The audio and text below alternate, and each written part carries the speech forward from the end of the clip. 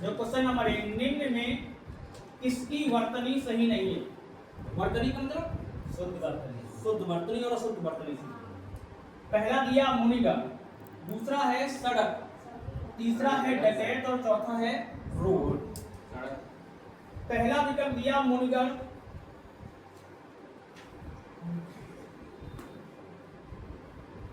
सही। दूसरा है सड़क, यही तो गलत। इसमें गलती क्या है कि अगला सेकेंड क्वेश्चन,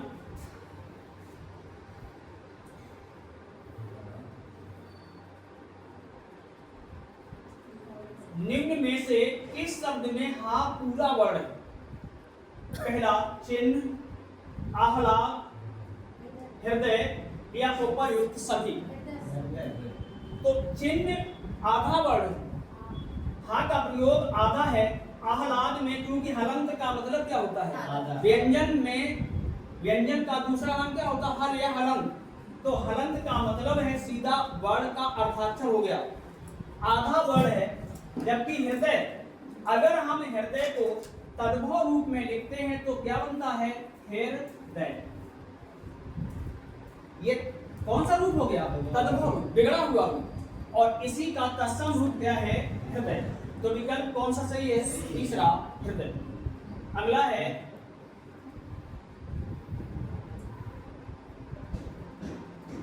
पवन घर आया, थोड़ी देर रुका और चला गया, इस वाक्य में उचित विराम चिन्ह होगा।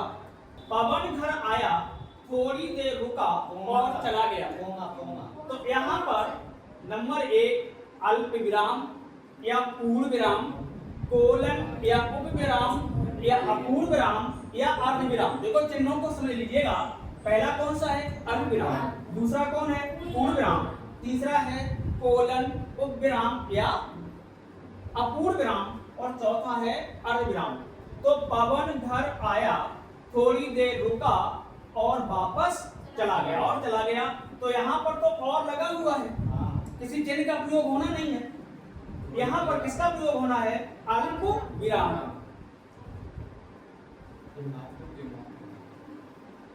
अगला क्वेश्चन नंबर 4, रजनीश शब्द में कौन सी संधि है? देखो, तो रजनीश शब्द में संधि होगी, उसका सही विकल्प होगा यर है कि दीर्घ है कि गुण है कि वृद्धि है। देखो, तो इसमें विकल्प कौन सा है? दीर्घ संधि। संधि विच्छेद करेंगे तो होगा रजनी धन ईस। तो ई धन ई बराबर क्या हो गया? बड़ी। चलो देखो, अगला है दिग्विजय शब्द का संधि विच्छेद चयन करना है। शब्द क्या लिखा है? दिग्विजय। और यहाँ पर संधि का नाम है व्यंजन संधि। कौन संधि है? व्यंजन संधि बन रही है दिग्विजय। और व्यंजन संधि में ये जो विकल्प इसका शुद्ध रूप में बन रहा है वो कौन है? डी विकल्प। क्यों हो रहा है? इसका नियम होता है कि जब का, चा, टा, ता, पा के बाद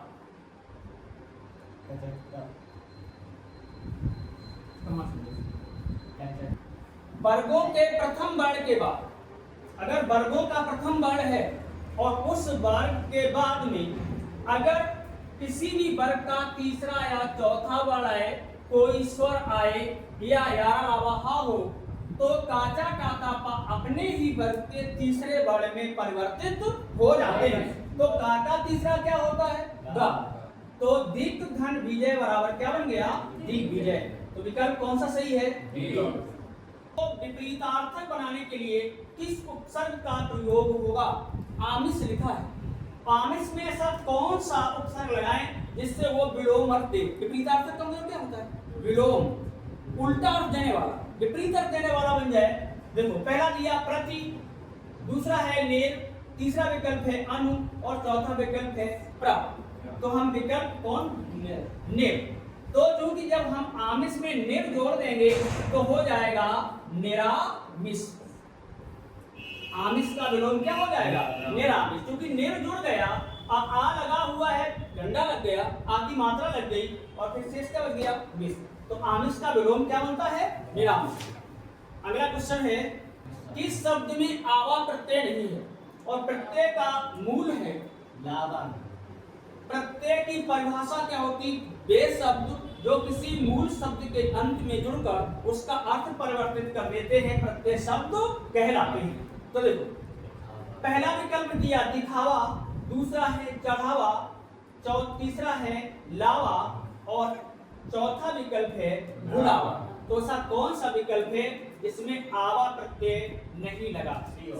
तो ऑप्शन कौन होगा? C option.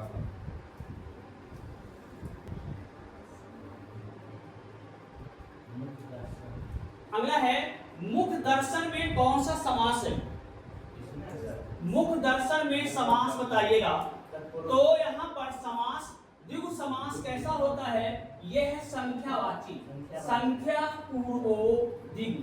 अगर किसी समस्त पद का पहला पद संख्यावाची होता कौन समास होता है? द्विगु समास। द्वंद्व का मतलब होता है उभय पद प्रधाना द्वंद्वा, उभय पद प्रधाना। अगर जिसके दोनों पद प्रधान हो वहां पर समास कौन होगा? द्वंद्व समास। अगर यहाँ बहुब्री दिया गया है क्या होता है? अन्न पद प्रधाना बहुब्रीहि, जिसका पहला दूसरा पद प्रधान ना होकर के कोई तीसरा पद प्रधान हो वहां पर बहुब्री समास होता है। जबकि तत्पुरुष होता है उत्तर पद प्रधाना, उत्तर पद प्रधान हो। सीधी सी बात है कि यहाँ पर और प्रथम पद में कारक और व्यक्तियों का लोप हो। तो मुख दर्शन, दर्शन किसका हो रहा? मुख के दर्शन या मुख का दर्शन। तो यहाँ पर चिन्ह कौन निकल रहा है? का। विकल्प कौन सा होगा? बी, तत्पुरुष।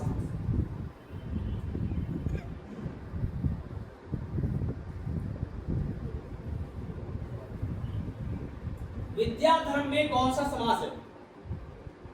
तो अरे अभी कहा देखो ना, तो यहाँ बे है तत्पुरुष कर्मधारय और द्वंद्व। जहां पर किसी संख्या के एक पद नहीं बल्कि दोनों पद प्रधान हो, विद्या भी और धर्म, विद्या रूपी धर्म। यहाँ पर रूपक का प्रयोग हो रहा है विद्या रूपी। और चूंकि तत्पुरुष समास का ये भाग होता है कौन सा समास? कर्मधारय समास। ये तत्पुरुष समास का ही पार्ट होता है कर्मधारय समास। तो कौन सा विकल्प बन रहा है? कर्मधारय। स्त्रीत्व शब्द में कौन सी संज्ञा है? तो संज्ञा के कितने प्रकार होते हैं? मूल 3, व्यक्तिवाचक, जातिवाचक और भाववाचक। दो और प्रकार, इसका नाम समूह या समुदायवाचक और द्रव्य पदार्थवाचक। तो स्त्रीत्व में एक पहचान होती है, अगर किसी मूल शब्द के अंत में कोई प्रत्यय जुड़ता है तो वहां संज्ञा का कौन रूप बनता है? भाववाचक संज्ञा। तो यहाँ पर कौन संज्ञा लगी हुई स्त्रीत्व में? भाववाचक संज्ञा।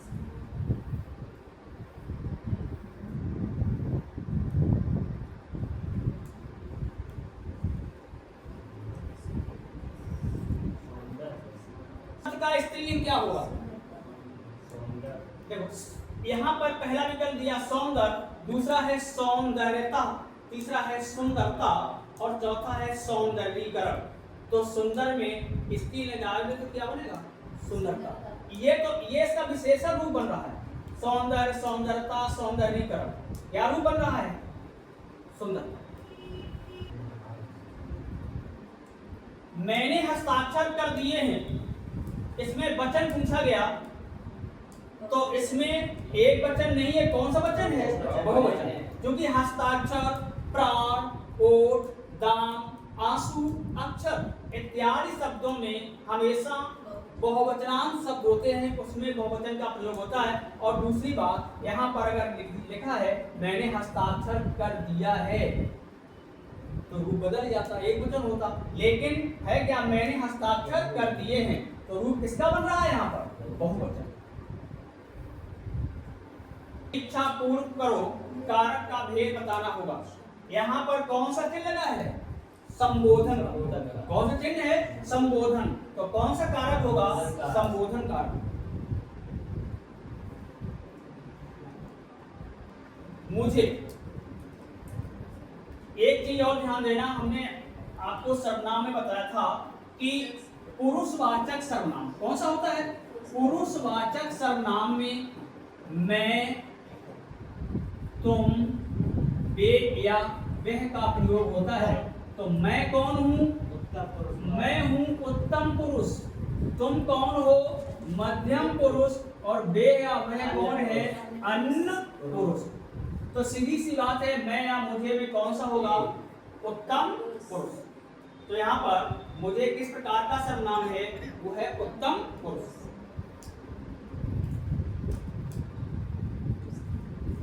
दूसरी मंजिल, यहाँ दूसरी विशेषण किस कोटि का है?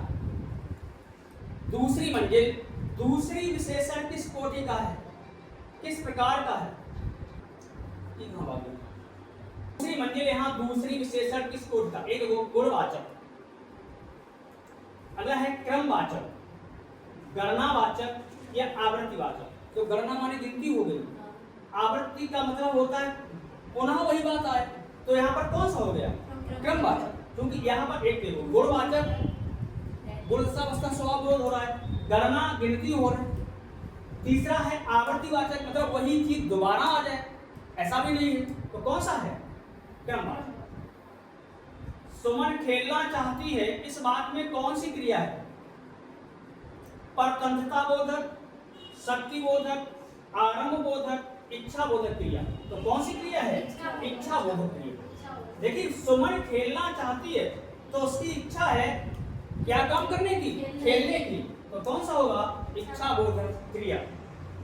आज खाकर सो गया, एक नियम है, इसका नाम होता है पूर्वकालिक क्रिया। और पूर्वकालिक क्रिया की एक पहचान होती है जब कर्ता के द्वारा एक क्रिया पूर्ण कर ली जाती है और दूसरी क्रिया प्रारंभ की जाती है, तो पहली वाली क्रिया को हम पूर्वकालिक क्रिया कहते हैं। यहाँ पर क्या है? राजीव आज खाकर सो गया। तो पहली क्रिया उसने कौन सी की? खाना खाया। दूसरी क्रिया कौन करने लगा? सोने लगा।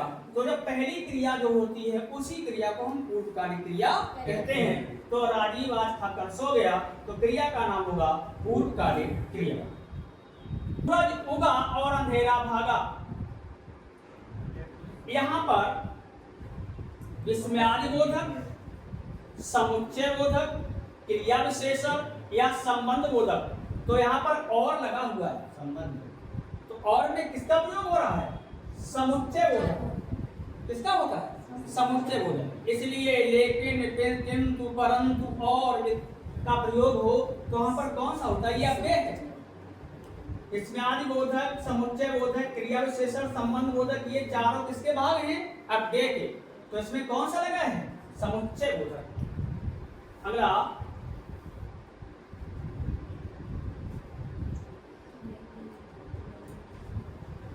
इसमें क्वेश्चन थोड़ा ये मुझे से लिखा है, मुझे से, लेकिन ये मुझसे अब अकेले नहीं रहा जाता, तो बनता है भाववाच्य। क्योंकि भाववाच्य में हमेशा क्रिया की प्रधानता होती है, भाववाच्य में कर्म नहीं होता।